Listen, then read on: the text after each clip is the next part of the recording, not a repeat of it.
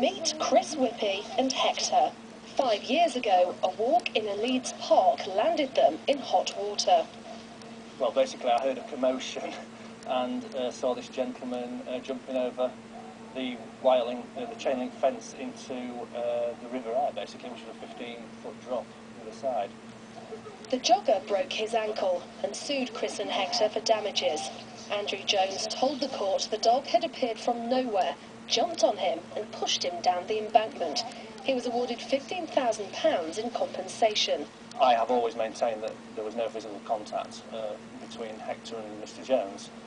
Yesterday, the Court of Appeal overturned the original ruling. Their reasons will be given at a later date. So does it give a licence for dog owners to let their pets run wild? Even if there was to scare somebody in play, I just don't agree with dogs being let off. It's just the dog being playful. You know, it's a bit petty if someone jogging up the riverbank, you know, and they're going to mourn his height because he's a little one, but you get some of the big ones come round towards you. You don't know, in this day and age, what's going to happen. If I see a big dog, I pick him up. Alsatian, Rottweilers and this, that and that, I pick him up. And then if they jump up at me, it's just so bad that I'm on. For Chris, who now works at the Great Dane Adoption Society at New Leek, the appeal court's decision has lifted a £40,000 bill from his shoulders. Obviously I'm overjoyed. It's been going on for 5 years now. It's put a lot of pressure on myself and obviously Hector for the last 5 years. Yeah, thankfully it's come to a conclusion and common sense has prevailed at the end of the 5 years. On knowing Hector, he is a gentle giant, but bounding towards you in a public park, he could be a terrifying monster. And the fact that two courts made differing judgments is perhaps proof that when it comes to dog control, it's always a matter of opinion. Amanda Thompson, BBC Look North, near Boston. Well, with me in the studio this evening is Lincolnshire dog listener Jan Fennell, who helps people correct bad behaviour in their pets. Jan, good evening to you. Is the owner wrong then to allow a Great Dane to wander off lead in a park, or is that just perfectly normal? Well, unfortunately, it's very common, but it's irresponsible. You know, I mean, if you're driving a car with bald tyres, you can say, well, I'm going to get there, but it's an accident waiting to happen.